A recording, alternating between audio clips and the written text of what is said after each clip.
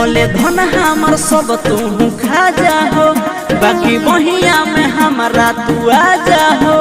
बाकी बहिया में अरे हो सुनता भोले धन हमर सब तू खा जा हो, बाकी बहिया में हमारा तू आ जा हो। तारू चोना कहे हमर सोना अब तेरी जात मनी है, अपना माई से जाके कही है कुसव है जी दमाद बनी है। अपना माई से जाके कही है कुसव है जी दमाद बनी है। कुसव है जी दमाद बनी है, अपना माई से जाके कही है कुसव है जी दमाद बनी है।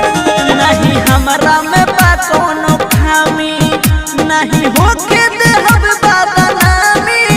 सुनो तोहरा चक्कर में करे जा कोई बिगहा को दे हम नीलामी, कोई बिगहा को दे हम नीलामी। नहीं हमारा में बा कोनो खामी, नहीं होके दे हम बदनामी।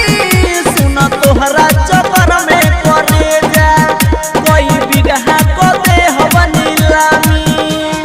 कहतनी प्यार से पूरा परिवार से नहीं विवाद बनी है, अपना माई से जाके कही है कुसव है जी दमाद बनी है। अपना माई से जाके कही है कुसव है जी दमाद बनी है।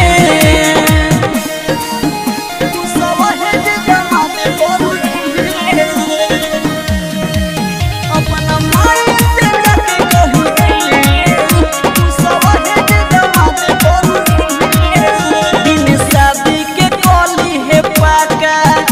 तो दिन में डाल दे हम डाका। तोहरा घर से चले हम उठाई सभे रह जाई हाका बाका, सभे रह जाई हाका बाका। दिन शादी के कली है पाका, ना तो दिन में डाल दे हम डाका। तोहरा घर से चले हम उठाई सभे रह जाई हाका बाका।